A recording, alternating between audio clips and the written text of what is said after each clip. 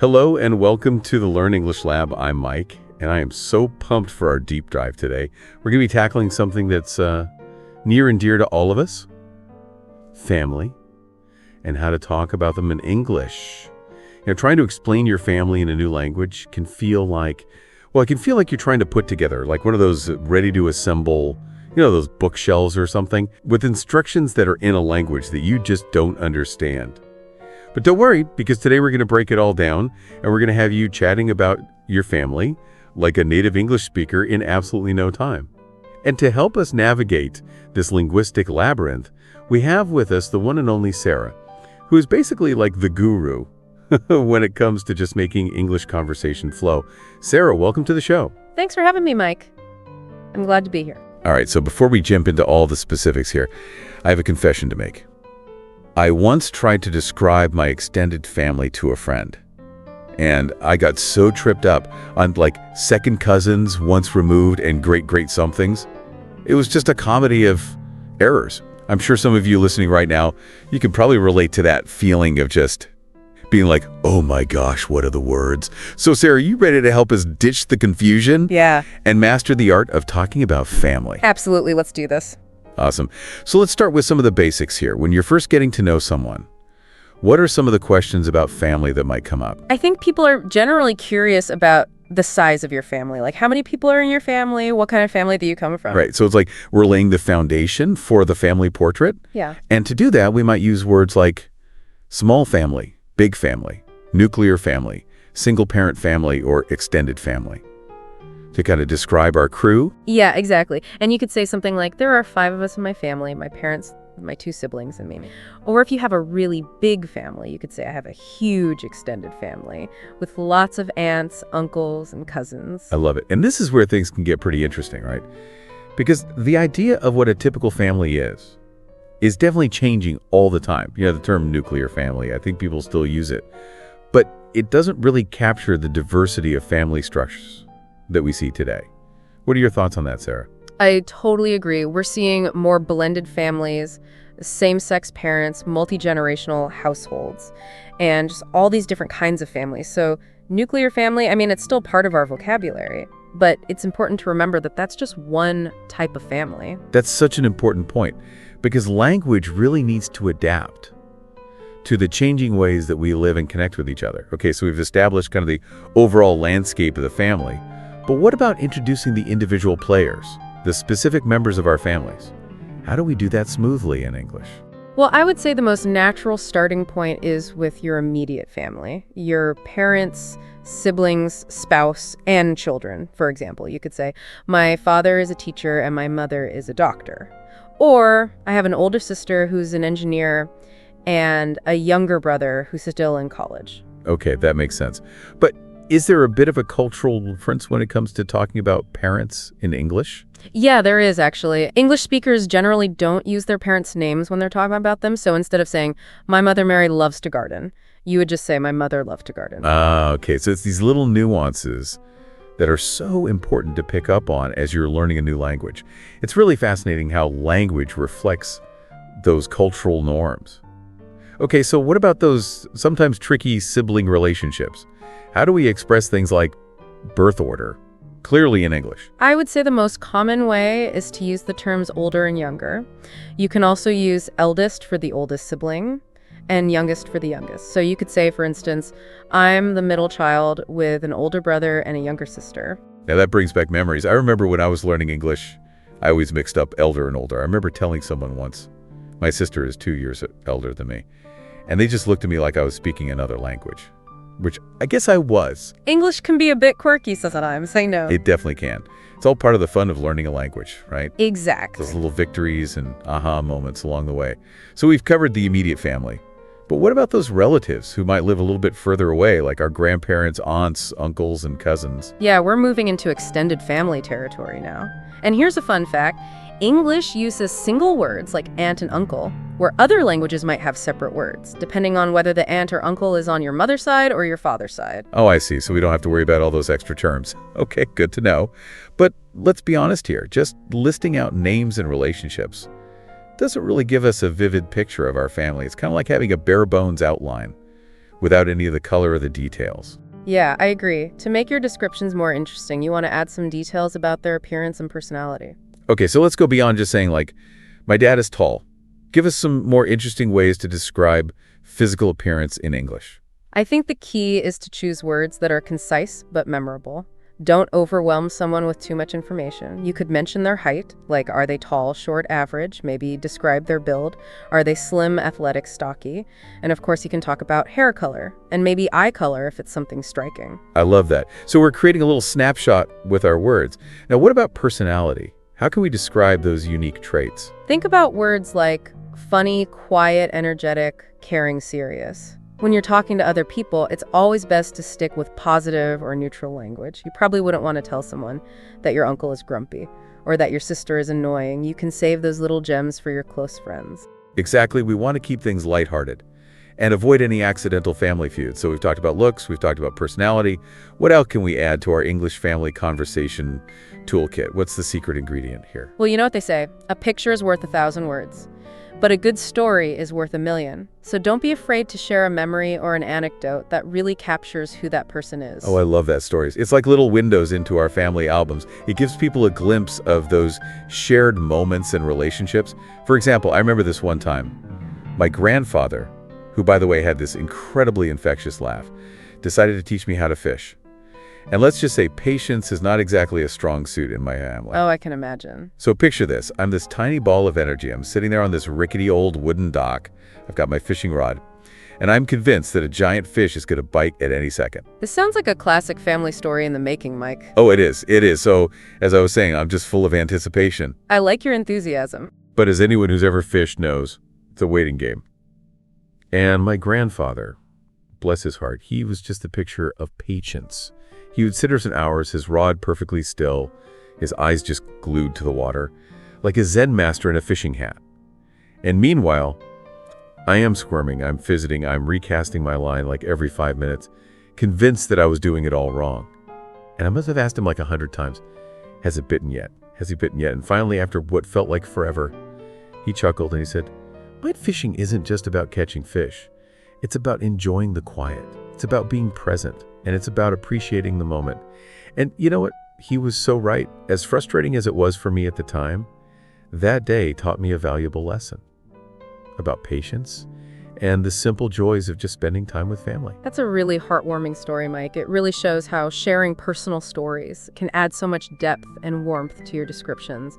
It helps the listener connect with them on a more emotional level. It's like we're adding those little storytelling spices to our conversation. Eggs! Okay, so we've talked about family size, we talked about family structure, we've covered how to introduce the different members of our families, describe their appearance and personalities, and even weave in some stories. What else can we add to our family conversation toolkit? Well, let's be real for a minute. Families can be complicated, right? There are all those unique dynamic, the shared experiences, the inside jokes, and maybe even a few quirks that we love, and a few that we love a little bit less. You're reading my mind, Sarah. Every family has those little endearing habits that can also drive you a little bit crazy sometimes. Absolutely. And talking about those things, even in a lighthearted way, can make your conversations more humanist and authentic. So how do we express that in English? How do we say, my family's a little bit crazy, but I love them? It's about finding the right words to strike a balance. You could say something like, my dad has a great sense of humor, but he has this annoying habit of, or, my sister is incredibly helpful, but she can be a bit too. And then you can fill in the blank with a specific quirk. Okay, so it's like acknowledging the good, but then adding a dash of playful teasing. Exactly. And if you want to be a bit more informal, you can use phrases like drives me crazy or gets on my nerves. But remember to keep it lighthearted. You don't want to offend anyone. Of course, we don't want to spark any family drama while we're practicing our English. So I think we've covered a lot of ground today. We've gone from those initial introductions to really painting a vibrant picture of our families. Sarah, from your experience, what are some of the common mistakes people make when they're talking about their family in English? One common mistake is forgetting to clarify sibling relationships. So remember to use those specific terms like older brother or younger sister to avoid any confusion. Another mistake is using language that's too formal or complex. Remember, everyday conversations are about being natural and relatable. That's a good reminder. It's about connecting with people, not impressing them with fancy words. Exactly. And finally, don't be afraid to let your personality shine through. Share those funny stories, those unique observations, those little moments that make your family special. Embrace the imperfections that make families so uniquely interesting. I love that, Sarah. It's all about embracing what makes your family yours and then sharing it with the world. Even those little quirks. So today we've learned how to introduce our loved ones, how to describe their personalities, how to share stories, and even how to poke a little bit of fun at those lovable quirks. But before we wrap up, I want to leave you with a final thought. As you practice talking about your family in English, remember, it's not just about the words themselves. It's about connecting with other people. It's about sharing your experiences and building relationships. Because at the end of the day, language is a bridge that brings people together. And what better way to start building those bridges than by talking about the people who matter most to us, our families. That's beautifully said, Mike. You know, Sarah, that fishing story, it really got me thinking. It wasn't just about learning how to fish. It was about connecting with my grandfather, understanding his perspective, and learning a life lesson in the process. It's amazing how those simple moments with our families can have such a lasting impact on us. They shape our values, our memories, and who we become. Absolutely. And what we've been talking about today, describing our family members, sharing anecdotes, highlighting those little quirks. These are all skills that go beyond just language. They're about building relationships, creating understanding, and forming connections with people. That's such a key point, Mike. These are the same skills that we use in all sorts of social situations, to create bonds, to express ourselves, and to share our stories with the world. You're right. It's about communication, empathy, and finding those common threads that connect us all, regardless of our language or background. Exactly. So as you practice talking about your family in English, remember that you're not just mastering vocabulary, you're developing those essential interpersonal skills that will help you thrive in any environment. I love that perspective, Sarah. It's like we're not just learning English, we're learning how to be better communicators, better storytellers, and better humans. That's a great way to put it. Well, folks, I think we've come to the end of our deep dive into the wonderful world of talking about family in English. I hope you've gained some valuable insights and some practical tips for talking about your families with more confidence and fluency. It's been a pleasure joining you on this journey, Mike. The pleasure was all mine, Sarah. And to all of you listening, remember to keep practicing, keep sharing those family stories, and most importantly, keep those family bonds strong. And don't forget to like, share, and subscribe to this YouTube channel. Until next time, happy learning. I'm just full of anticipation, but as anyone who's ever gone fishing knows, it's a waiting game. And my grandfather, bless his heart, was just a picture of patience. He would sit there for hours with his rod perfectly still, eyes glued to the water, like some kind of Zen master in a fishing hat. And meanwhile, I am squirming and fidgeting. I'm recasting my line every 5 minutes, thinking I'm doing it all wrong.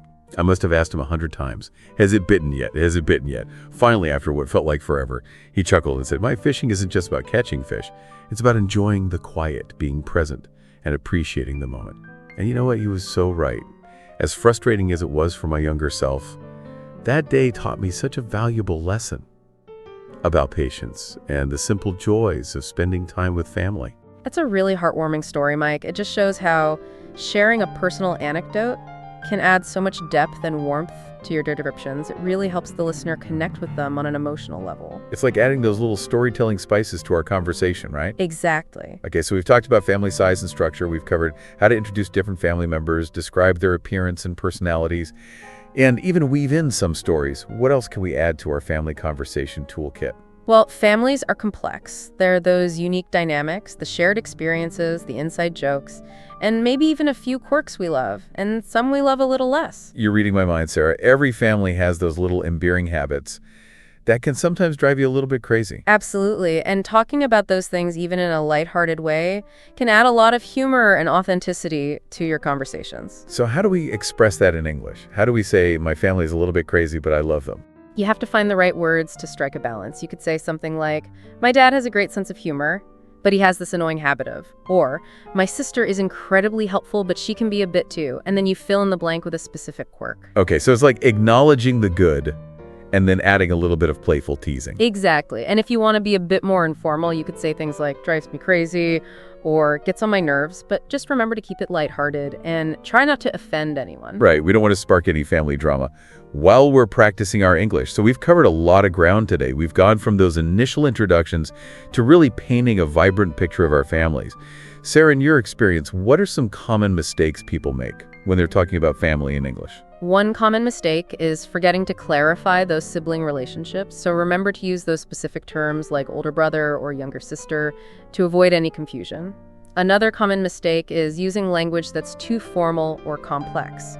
Remember, everyday conversations are about being natural and relatable. Right, it's about connecting with people, not trying to impress them with big words. Exactly. And finally, don't be afraid to let your personality shine through. Share those funny stories, those unique observations, those little moments that make your family special. Embrace the imperfections that make families so unique and interesting. I love that, Sarah. It's all about embracing what makes your family yours and sharing that with the world, even those little quirks. So today we've learned how to introduce our loved ones, how to describe their personalities, how to share stories, and even how to poke a little fun at those lovable quirks.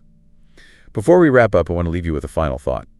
As you practice talking about your family in English, remember, it's not just about the words themselves. It's about connecting with other people, sharing your experiences, and building relationships.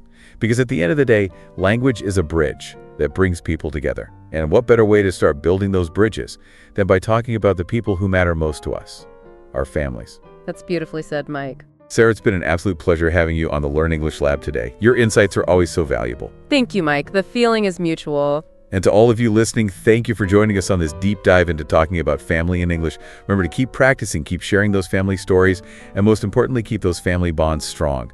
And don't forget to like, share, and subscribe to this YouTube channel. Until next time, happy learning. You know, Sarah, thinking about that story about my grandfather and that fishing trip, it really makes me realize that it wasn't just about learning to fish. It was about connecting with him and understanding his perspective and learning a life lesson along the way. Yeah, it's amazing how those simple moments with family can really have a lasting impact on us. They shape our values, our memories, who we become. Absolutely, and it really ties into what we've been talking about today, right? Like how to describe our family members, how to share those anecdotes, how to highlight those little quirks. Those are all skills that go beyond just language. I think you're right. It's about building relationships. It's about creating understanding. It's about forming genuine connections with people. Yeah, for sure. Those are like the key ingredients for strong relationships. And they're not limited to just talking about family, right? Oh, definitely not. I mean, think about it. We use those same skills all the time in different social situations, to make friends, to build rapport, to express ourselves, to share our stories with the world. Yeah, you're right. It's about communication. It's about empathy. It's about finding those things that we have in common, regardless of what language we speak or where we come from. Exactly. So as you're practicing talking about your family in English, remember that you're not just learning new words, you're actually developing these really important interpersonal skills that will help you in all areas of your life. I love that way of looking at it. Me too. It's like we're not just learning English, we're learning how to be better communicators, better storytellers, maybe even better human beings. I like that. So folks, I think that brings us to the end of our deep dive into the amazing world of family and how to talk about them in English. I hope you've learned some new things today, and that you feel a little bit more confident about sharing your own family stories in English. It's been so much fun chatting with you today, Mike. The feeling is mutual, Sarah. Thanks for joining us. And to everyone listening out there, thanks for tuning in. Remember to keep practicing, keep sharing those stories, and most importantly, keep those family bonds strong. And hey, don't forget to like, share, and subscribe to this YouTube channel. Until next time, happy learning. CTI.